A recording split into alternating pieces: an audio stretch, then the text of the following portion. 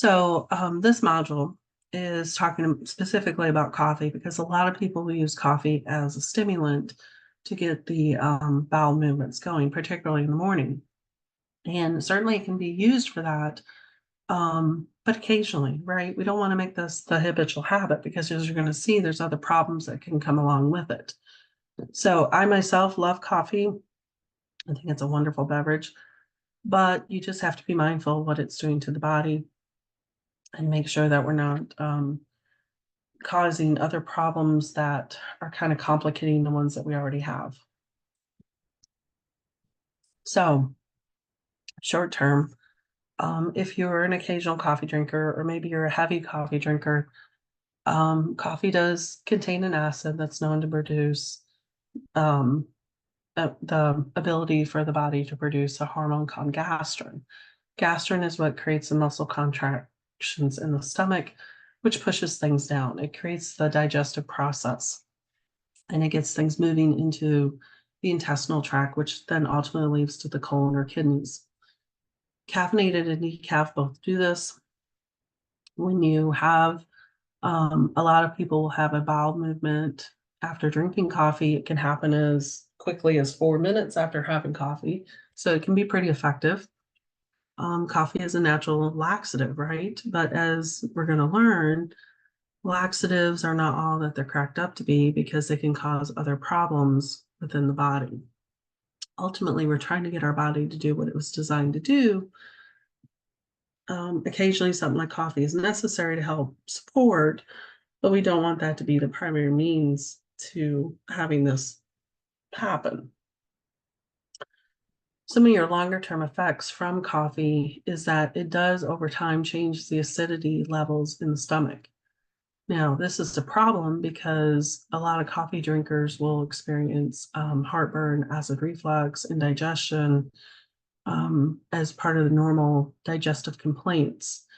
And it's because over time, the gastrin level that the body is able to produce and be boosted from caffeine, it requires more and more caffeine to do that.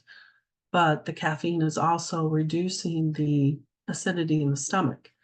So when you take a product like an antacid, because you have heartburn, you're actually further complicating that problem because it's not an over acidic problem, it's a low acidity problem. And antacids reduce acidity. But you have actually the opposite problem happening. So it's really complicated to figure out. But normally making some dietary changes, which includes reducing coffee intake, using a lower acidic bean, organic bean, etc., can help. Anyway, once the amount of gastrin is reduced, then you no longer get those good contractions in the digestive system, which in turn results back to the constipation issues. So you can see it's a double-edged sword. It works occasionally. Long term, it's not going to get you the same results consistently.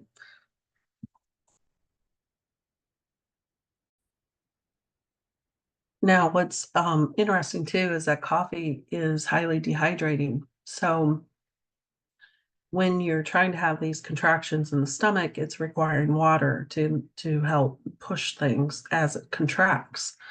And if you don't have water there, and instead you've got a bunch of coffee, it's not going to do that well.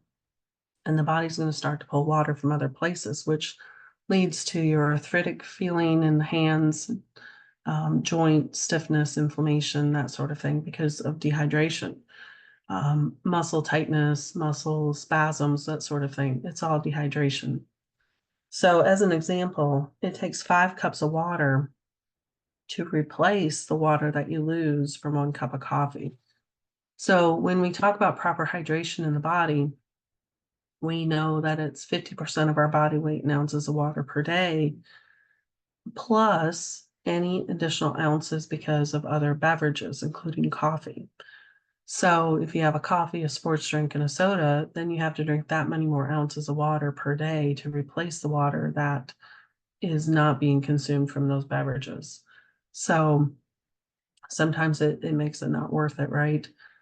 But, just understand coffee is a wonderful beverage. I enjoy it myself, but you kinda have to be mindful of how much you're drinking, what it's doing to the body, and certainly the implications that it can have for constipation.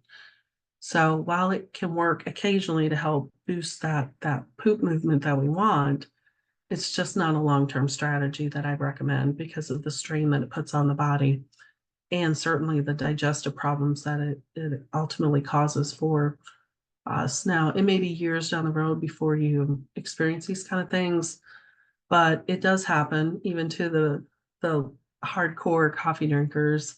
Um, it is a problem that is encountered often in the digestive health of the individual.